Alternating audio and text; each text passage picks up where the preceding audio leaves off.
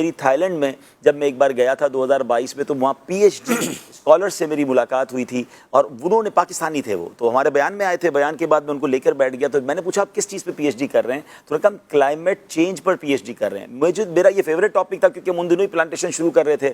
میں نے ان سے بڑے سوالات کیے، میں اس کا لبے لباب پہلے بھی بیان کر چکا ہوں، اب تھوڑا سا کھول کے بیان کر دیتا ہوں. میں اس وقت زیادہ اس لیے نہیں کھول رہا تھا کہ میں نے کہا یار خوف نہیں پھیلانا چاہیے، مگر اب وہ ساری باتیں پوری ہوتی نظر آ رہی ہیں ودن 3 ایئرس.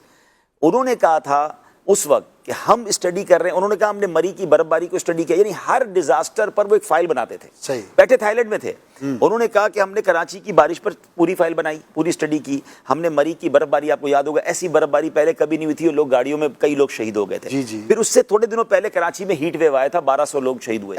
ہم نے اس پر پورا وہ پلان کیا، اور اس کے بعد 2022 کا ایسا سیلاب آیا جس نے پچھلے سارے ریکارڈ توڑ دیے سندھ اور بلوچستان میں. میں نے کہا یہ کیوں ہو رہا ہے؟ پہلے تو نہیں ہوتا تھا.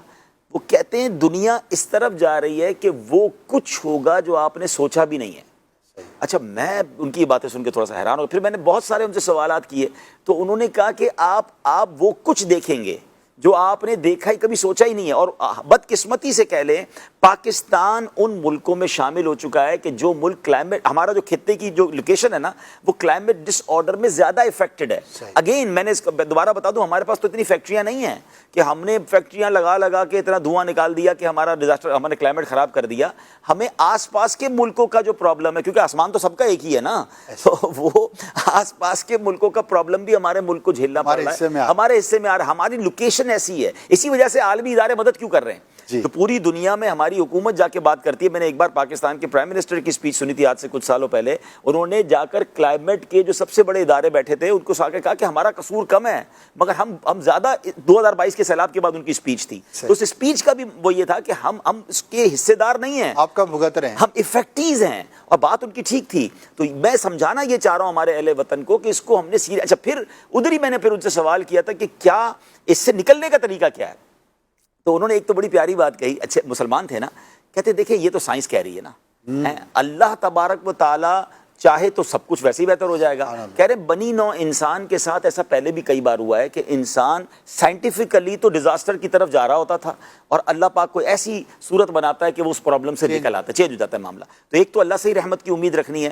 دوسرا انہوں نے کہا کہ اس کے بڑے ریزن میں سے ایک تو یہی جو پولیوشن ہے، گاڑیوں کی پولیوشن ہے، فیکٹریز کی پولیوشن ہے، ہم جو آگ لگاتے رہتے ہیں اور دھواں پھیل رہا ہے تو کاربن تو اوپر ہی جا رہا ہے. سیکنڈلی اس کو کاؤنٹر کرنے کے لیے پلانٹیشن، جتنی زیادہ پلانٹیشن کریں گے اتنی زیادہ جناب آپ کو یہ بہتری آ جائے گی. یہ درخت صرف آکسیجن نہیں دیتے، یہ سیلاب کو بھی روکتے ہیں، آپ کو آنے والے پتھروں کو بھی روک لیں گے نا. جتنے درخت ہوں گے وہ کچھ نہ کچھ تو سہارا بنیں گے. پاکستان کی اگر آپ شمالی علاقہ جات کی کچھ ویڈیوز دیکھیں نا، تو نئی لیکس ڈسکور ہو رہی ہیں کہ جناب نئی خوبصورت لیک بن گئی پورے برف کے درمیان ایک چھوٹا سا پیالہ. لوگ بڑے خوش ہو رہے ہیں کہ جناب نئی لیکس ڈسکور ہو رہی ہیں. یہ ڈینجرس ہے، یعنی یاد رکھیے وہاں پانی نہیں تھا. میں آج ایک تحقیق سنی کہ جو سیاچین گلیشیئر ہے وہاں پر پانی نام کی کوئی چیز نہیں ہوتی، وہاں -50-40 ڈگری ٹیمپریچر ہوتا ہے. وہ پانی بوائل کر کے، برف کو بوائل کر کے پانی پیتے ہیں.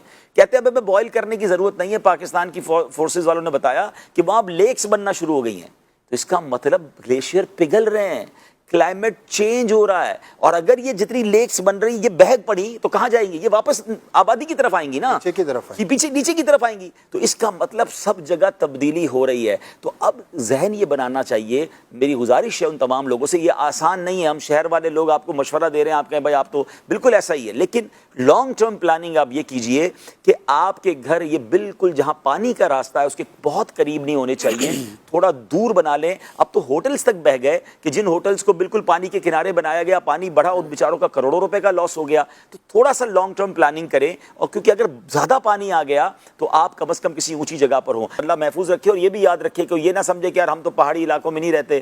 کلاؤڈ برسٹ تو کہیں بھی ہو سکتا ہے، بلکہ کوئی بھی آفت کہیں بھی آ سکتی ہے. جن کے گھر بہ گئے، جن کے کاروبار بہ گئے، اللہ سب کو بہترین نعمت بدل دے اور ہمیں ان کا دست و بازو بننے کی توفیق عطا فرمائے. میرا گھر سلامت ہے تو میں کسی کا گھر بنا دوں تو گھر بھی میرا سلامت رہے.